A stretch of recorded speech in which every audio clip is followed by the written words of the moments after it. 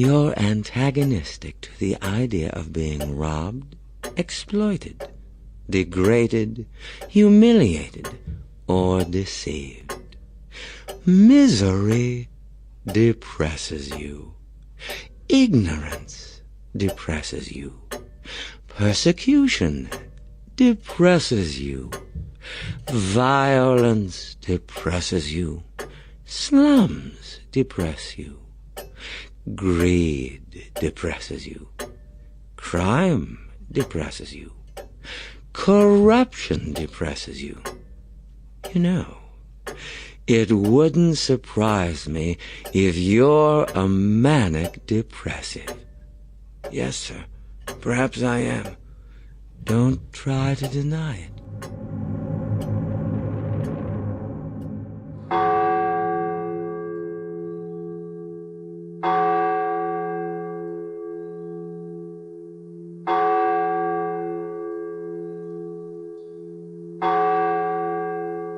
In January 2020, in what now seems like a prophetic forecast for the distressing year to come, the Bulletin of Atomic Scientists announced to the world that it was 100 seconds to midnight.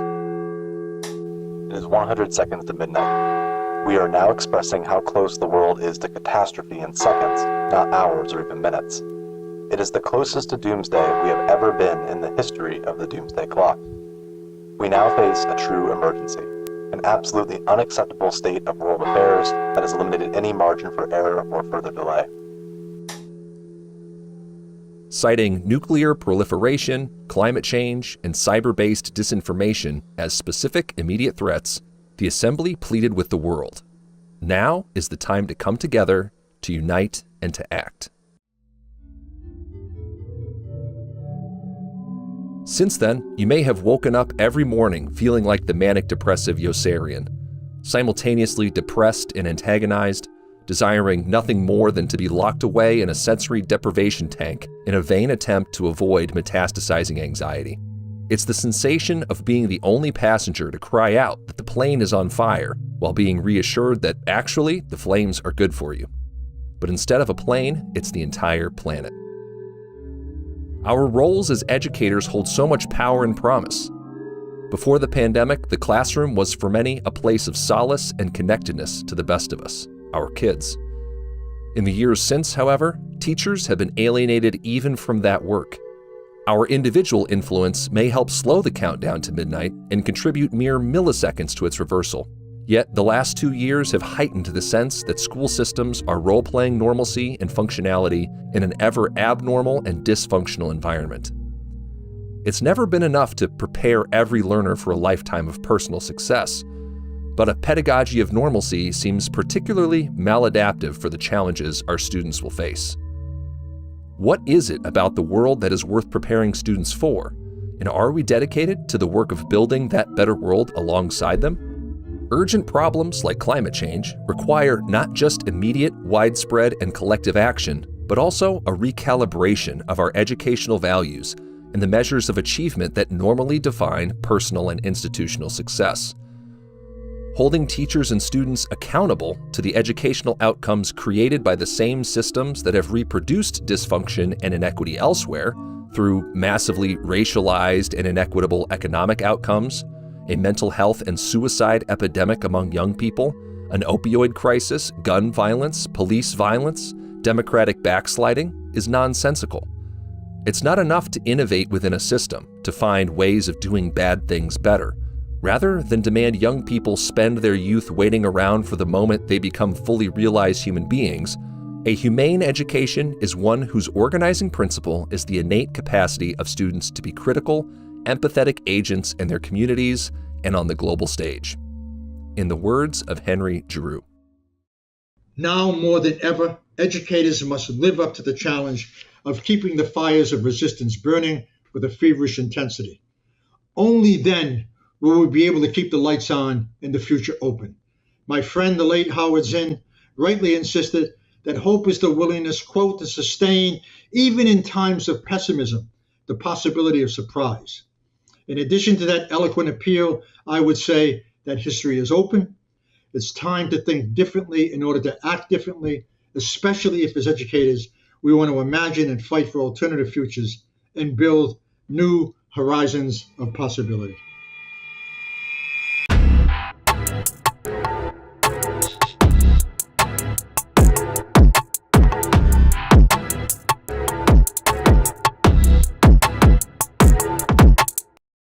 Before we get started, let me introduce who we are. The Human Restoration Project is a grassroots, nonprofit educational organization dedicated to reimagining radically human-centered classrooms built around 4 values: that learning is rooted in purpose finding and community relevance, social justice is the cornerstone to educational success, dehumanizing practices do not belong in schools, and learners are respectful toward each other's innate human worth. To accomplish this, we provide free resources for teachers, administrators, students, and parents alike to inform them of theories and practices, say, through our podcasts and videos, writing, and research database, guide them via our handbooks and professional development to implement humane practices, and grow the movement to sustain grassroots progressive educational change through teacher action research, micro-credentialing, and our human-centered schools network. In this video, we will outline the 4 components of a human-centered education as supported by over a century of research and practice.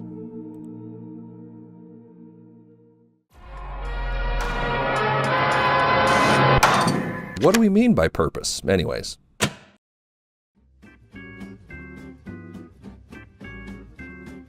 It's more than just a buzzword, and it's scientifically defined by 3 elements. First, there's an overarching life goal beyond an incremental step, such as passing a test or applying for college. Second, it's a part in one's personal search for meaning, but not entirely focused on the self. Instead, purpose looks at the world beyond the self. And third, it's the ultimate concern. It is the definition of why do I care?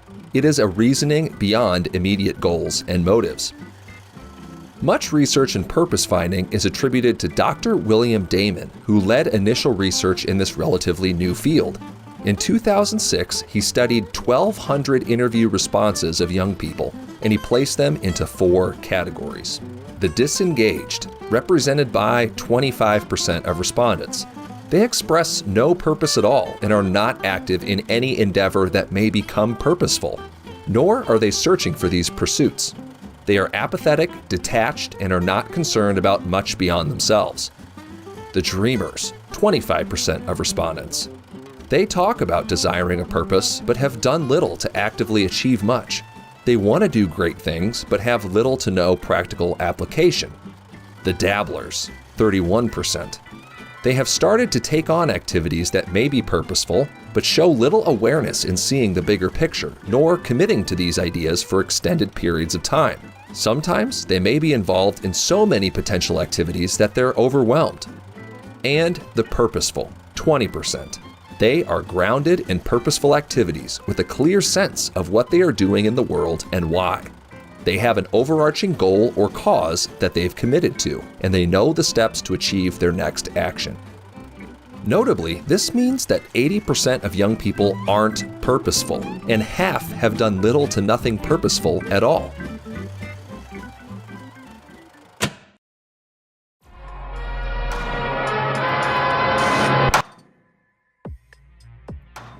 Research supports what teachers intuitively understand, that students ask fewer questions the longer they remain in school, and engagement steadily declines over time. Based on self-reported survey data from more than 900,000 5th through 12th grade students, a 2015 Gallup report famously found that the number of students engaged at school declines from 75% in 5th grade to only 34% by senior year, bottoming out in 11th grade as only 32% report being engaged. Gallup scientists categorized fully 1 in 10 American students as both disengaged and discouraged, and reported that older students, quote, feel less cared for by adults and see less value in their own work, end quote. Mirroring this decline in engagement, children ask fewer questions as they proceed through school. Children aged 14 months to 5 years old have been found to ask an average of 107 questions an hour, But by the time those children reach elementary school, they may only ask 2 to 5 questions over 2 hours. According to research from developmental psychologist Dr. Susan Engel, 5th graders her team observed in the same 2-hour time frame failed to ask their teacher a single question. And if we are really concerned with outcomes and closing achievement gaps, cultivating curiosity might be just what the doctor ordered. As a January 2020 headline in The Guardian reads, quote, "Schools are killing curiosity. Why we need to learn to stop telling children to shut up and learn. Pupils who ask lots of questions get better results, especially those from poorer homes," end quote. The article is based in part on the work of a research team from the University of Michigan, led by researcher Prachi Shah, which performed a longitudinal study of 6,200 children in 2018 and found a strong connection between school performance and curiosity, especially among children from poorer backgrounds. Dr. Shah found that, quote, "promoting curiosity in children, especially those from environments of economic disadvantage, may be an important, under-recognized way to address the achievement gap. Promoting curiosity is a foundation for early learning that we should be emphasizing more when we look at academic achievement," end quote. At the same time, rates of depression and anxiety have steadily increased to become among the most diagnosed mental health disorders in children. Kids who feel isolated from school and their community frequently drop out and turn to self-harm and self-medication through alcohol and drugs. Purpose finding, on the other hand, has been linked to pro-social outcomes and healthier lifestyles, and is inherently tied to positive identity and self-worth. By directly participating in building a better society and reflecting on the experience, students gain valuable insight into their identity in relation to the world around them. Why should we care about things like curiosity and creativity and well-being in education instead of preparing for life? Well, the first answer to that is if you were to really educate kids to feel curious and then pursue their curiosity and get interested in problems and then figure out how to solve those problems, you would be preparing them for life. I mean, if you did that well, you'd be preparing every single kid for a productive, thoughtful, civically engaged life. So we know as developmental psychologists that being curious is the reason why kids learn so much when they're sort of birth to 3. That's why they're learning machines. And anybody who's been around a toddler knows that you can't keep them from exploring the world around them. So the real question for educators is, how do we build on that? And what happens in many schools in this eagerness to train children in these narrow skills or to make them obedient is that we do the opposite. We turn that curiosity off, which is like turning off the engine to learning.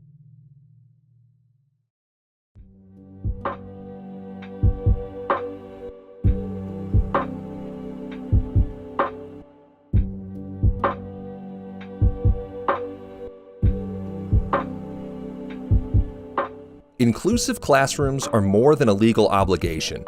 Inclusion means instruction and assessment are created with a universal design in mind, one that draws from perspectives and ways of understanding beyond white, middle-class, heteronormative, and neurotypical perspectives, and supports students in varied means of acting on and expressing their learning.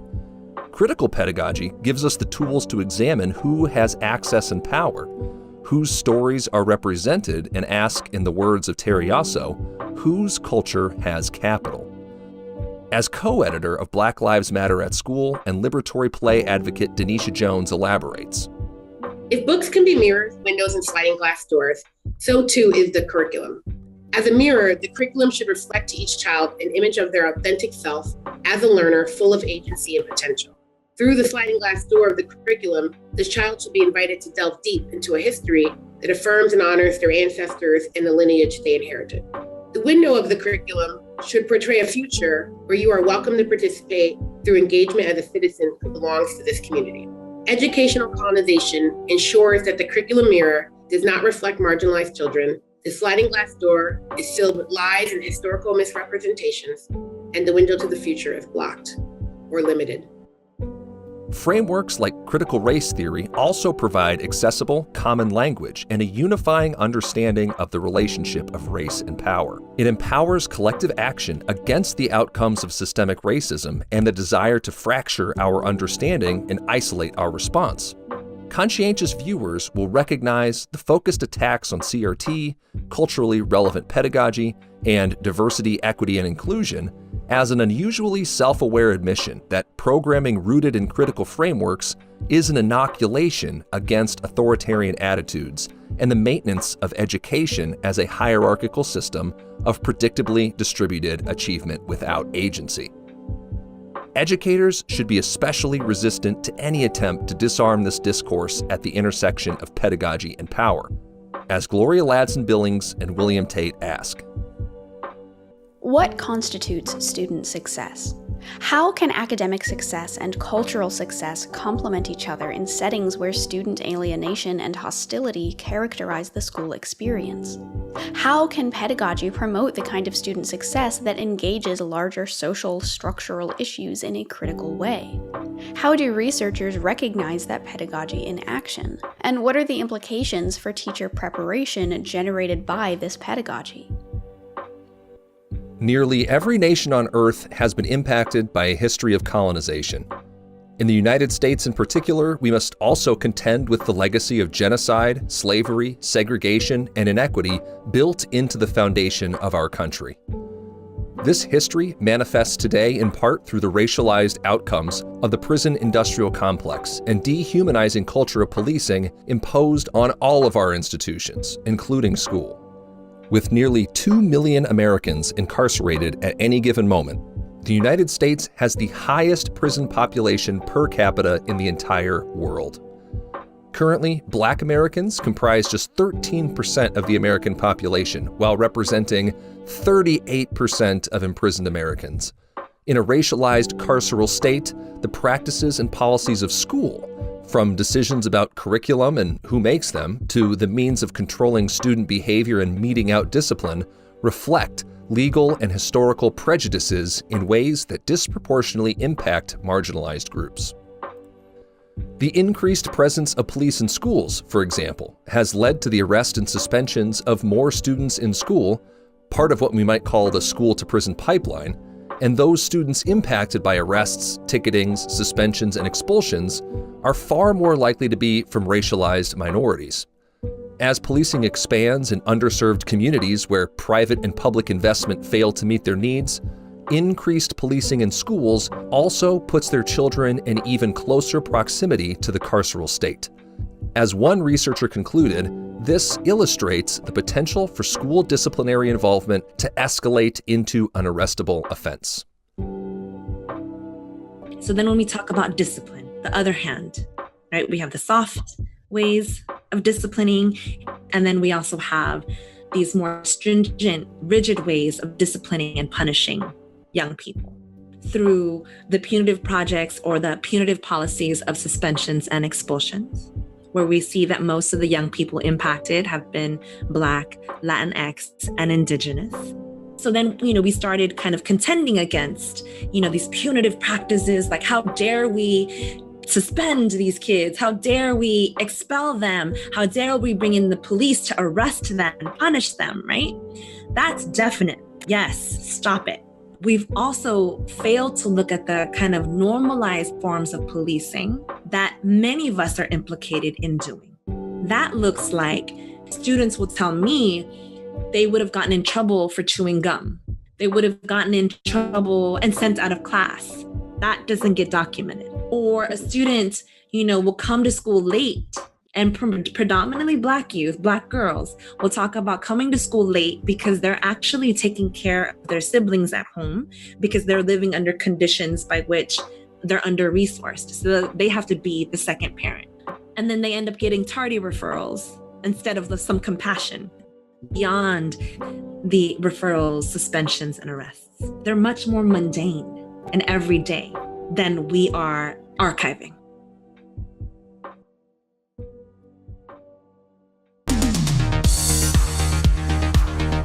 Creating a human-centered education also recognizes the need to end practices that rank, control, demean, and unmotivate our children, which includes ending homework, rethinking discipline, and ungrading. Diminishing the salience of grades and grading is necessary if we desire to shift from a teacher-centered language of grading to a student-driven language of learning. If you must assign a grade, that should be a process done with students, gathering and reflecting on their work as evidence of mastery. If we stop rank and filing students, who cares who knows more on the test? What are students going to do with it? How is the world a better place because you're acting in it? And how can you make it better for someone else? Grading is just one of many behaviorist practices our schools are built around. Of a lineage that connects Pavlov's dogs to Little Albert's rat to Skinner's pigeons, behaviorism demands that we not only reduce student interactions to a measured cycle of inputs and outputs, but build an elaborate scheme of punishments and rewards meant to guide them toward particular academic and behavioral outcomes. Plenty of policies and programs limit our ability to do right by children, but perhaps the most restrictive virtual straitjacket that educators face is behaviorism, a psychological theory that would have us focus exclusively on what can be seen and measured, that ignores or dismisses inner experience and reduces wholes to parts. It also suggests that everything people do can be explained as a quest for reinforcement, and by implication that we can control others by rewarding them selectively. It's been decades since academic psychology took seriously the orthodox behaviorism of John B. Watson and B.F. Skinner, which by now has shrunk to a cult-like clan of behavior analysts. But alas, its reductionist influence lives on, in classroom and school-wide management programs like PBIS and Class Dojo, in scripted curricula and the reduction of children's learning to data, in grades and rubrics, in competency and proficiency-based approaches to instruction, and standardized assessments, and reading incentives and merit pay for teachers. Where behaviorism fails to foster agency, it simultaneously creates a framework for excluding neurodivergent and disabled students, while enabling the policing of students from non-dominant cultural, linguistic, and racial backgrounds. Juxtaposed to a culture of power, where you do what I say because I told you to do it, because I am in power, because I am telling you to do what I believe everyone should do to be right, we have this culture of honor that says, I value you, I want to know more about you, that you are the expert on you. You make decisions that work for you, and together, we'll talk together about what decisions govern your best outcome. Will they be able to take you with them to make decisions in every learner environment they're in? No. So every learner needs to learn how to drive for themselves, whether that's how they take information in, or what supports they need, or how they show what they know to the world. These are the areas where learners need to be in the driver's seat. From the beginning of time, when man first walked through the primeval forests on the planet Earth, he has been curious to explain his own behavior. Later, Skinner took up the saxophone. Often he has attributed his actions to the sun, the movement of the tides. At the core of Skinner's work, be it applied to education, medicine, or psychology,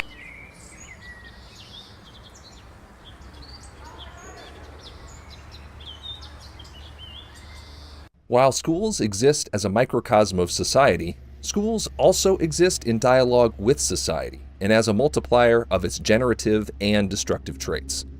When societies adopt the language of the market that rewards competition over collaboration, conflict over solidarity, and short-term individual gain over long-term mutual sustainability, it should not surprise us when school policies and practices reflect the same. Think of how we describe academic achievement in schools through the language of scarcity. Achievement gaps, no child left behind, race to the top, good schools versus failing schools, student loan debt, GPAs, and class rank.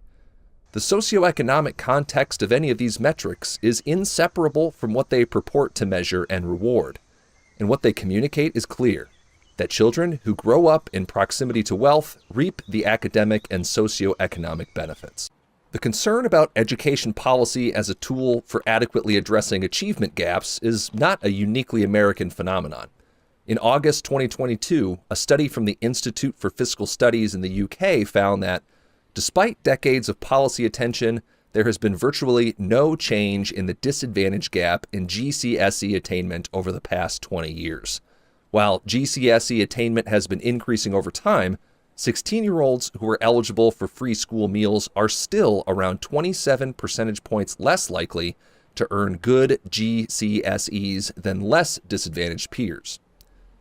The report also found the relationship between family background and attainment is not limited to the poorest, but educational performance improves as family income goes up. Just over 10% of young people in middle-earning families gained at least one A or A-star grade at GCSE, compared to a third of pupils from the wealthiest 10th of families. The United States, the UK, and their OECD peers, among the wealthiest countries on Earth, have enough resources to go around. Perhaps the solution to academic achievement isn't doubling down on test scores and interventions like homework that serve as a proxy for family income, but actually solving underlying systemic inequities, as Etta Karalovic and John Boole note in their book, The End of Homework. Citing the low test scores of American students has become a favorite cocktail party game. However, some scholars have offered a more nuanced explanation for the poor showing by U.S. students in international academic performance comparisons, suggesting that it may have more to do with high levels of childhood poverty and a lack of support for families in the United States than with low academic standards, shorter school days, and fewer hours spent on homework. The stakes of education have also risen in direct relation to socioeconomic precarity. Although incomes have risen in the United States, the income gap between low and high-income American families has grown to historic levels. Growing income and wealth gaps have contributed to socioeconomic sorting with lasting negative consequences. It has thrown sand in the gears of social mobility, as only 8% of American children raised in the bottom 20% of the income distribution will ever join the top 20% as adults. While concentrating wealth into increasingly smaller fractions of the 1% provides for the maintenance of institutions and policies that protect and justify this unjust and inequitable stratification. These efforts have manifested in part as a near constant demand for the dismantling of our public schools for private personal gain, as education has come to be viewed as a high-stakes, zero-sum game played for the advantage of a few rather than a public good for all. Unified in the language of the market, political, economic, and education reform projects of the last 40 years have in this way become a self-fulfilling prophecy, breaking public institutions and undermining the public faith to demonstrate how broken they are and how glad we should be to part with them. If you're somebody who thinks that business should run the show, that the tax burden on the wealthiest should be as little as possible, that government should either get out of the way or tilt the scales in the direction of making the first two things happen, anything that enables a group of people to come together and make a collective demand is your enemy. And you think about what schools do, right? That's where, by their very nature, kids go to a school and the teacher is supposed to raise their sights. They're supposed to encourage them to believe that they can be more. And so if your goal is to shrink people's expectations, you can see exactly why they would be opposed to schools. While it's the role of the public to debate and disagree on the means and ends of education, public schools, including public charters, are made better by mass democratic participation in shaping them to meet the needs of the communities, families, and students they serve. That process is not served by the abdication of state and local, and increasingly federal governments, in their failure to meet those needs and subsequently handing the reins, as well as the purse, over to market forces and industry tycoons to cash in. How do sincere people take an honest account of the real need for educational change while recognizing that the narrow, unpopular ideological program of the would-be unmakers is also antithetical to the project of democracy? All of this is to say that as a values-driven public policy endeavor, the ends and means of education should be understood as having always been political. And as we wrestle with our changing values and the role of schooling in society, we should not cede the public conversation. I think it's really important to name that teaching is political, that the greatest lie that hegemony ever told was that our work is apolitical, that our salaries are decided in some communities by vote. That's political. That school districts are made and gerrymandered by city councils. These are political. That budgets are made, and so literally the food that I put in my mouth that I draw from a paycheck that I get from New York City, that's political. The belief that teaching is apolitical, we're lying to ourselves.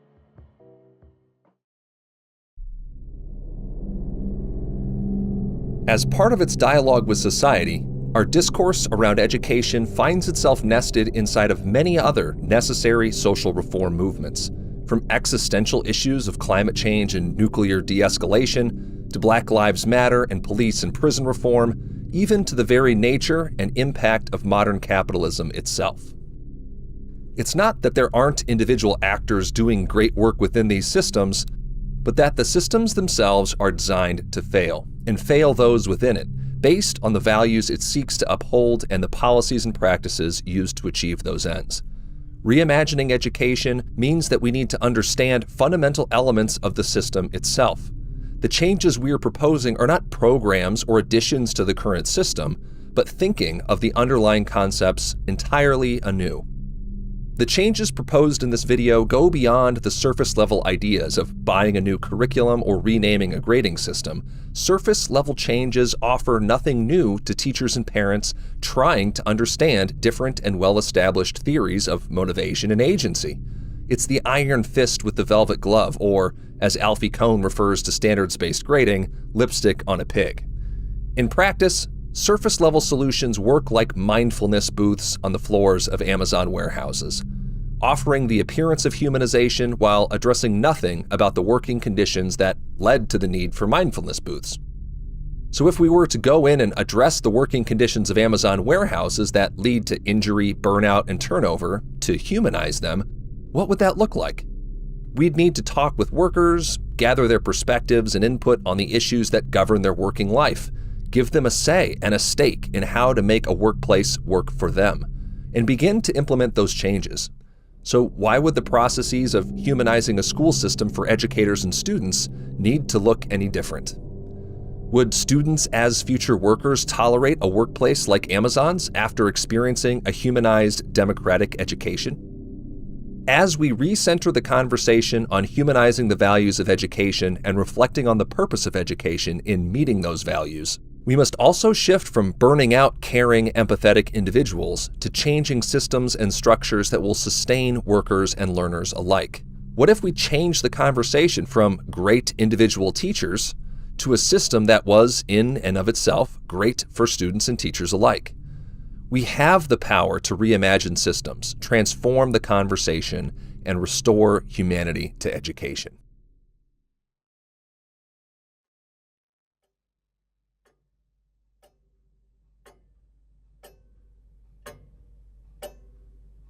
As the atomic clock nears ever closer to midnight, we cannot rely on young people to save us. The threats of our world today cannot be remedied by a return to normalcy, an imagined nostalgia for the way things once were. This was always a mythos of classrooms past that promoted some students while letting the rest fall through the cracks. The future depends on educators in coalition with other movements to create an equitable society, to demand and make change here in the present. What will education look like in 2040? Well, in the absence of action, this is the future. Taking proactive steps towards change can make the difference between surviving and thriving in that future. Our present dehumanizing conditions are the result of the accumulation of decisions made by individuals and propagated through systems. So too can the process of humanization work to create positive change. You can promote curiosity without demanding high-stakes test scores. You can engage learners without grades. You can encourage and normalize iterative failure while ensuring no one gets left behind. You can build spaces of cooperation within a society that has normalized competition. You can have hope in spite of darkness. These changes will not happen from the top down. No one is coming to save us. The fact is that promoting the current narratives of school is an incredibly lucrative endeavor, and those who make policy decisions have little reason to vote against their pocketbooks. It's up to the humans doing this work to recognize the harmful effects of retrograde policies and do better, leveraging their power and privilege to make a change today. It won't be easy. The classrooms we enter every day have been constructed over a century of policymaking, crafted in the visage of economic policy and misconstrued narratives about pedagogy and learning. Yet these changes won't happen if no one ever starts to take them. It is imperative that we don't lose hope and we try to reimagine education. There will be setbacks, challenges, frustrations, and cynicism, but if we all lose hope, the fault lines of education will continue to settle into the very inequities we wish to solve. Classrooms can easily continue to embrace the status quo, placing students where those in power expect them to be, and using the power of education to reinforce societal narratives to create a banal, boring dystopia, a space where we go through the motions, normalizing poverty, suffering, climate change, war, and all of the horrors of our world, never expecting any different. Perhaps what Henry Giroux calls the dead zones of imagination, or what Mark Fisher labeled capitalist realism, the totalizing impact of our present social and economic conditions that constrain our imagination of what is even possible. After all, was it ever different? Without spaces that engage learners and promote critical thinking, any opportunities for transformation will cease to exist. What is it about the world that is worth preparing students for? And are we dedicated to the work of building that better world alongside them? Finally, I want to suggest that in a society in which democracy is under siege, it's crucial for educators to remember that alternative futures are possible and that acting on those beliefs is a precondition for making change possible, radical social change. At stake here is the courage to take on the challenge of what kind of world we want, what kind of future do we want to build for our children. The great philosopher Ernst Bloch insisted that hope taps into our deepest experiences and that without it, reason and justice cannot prevail.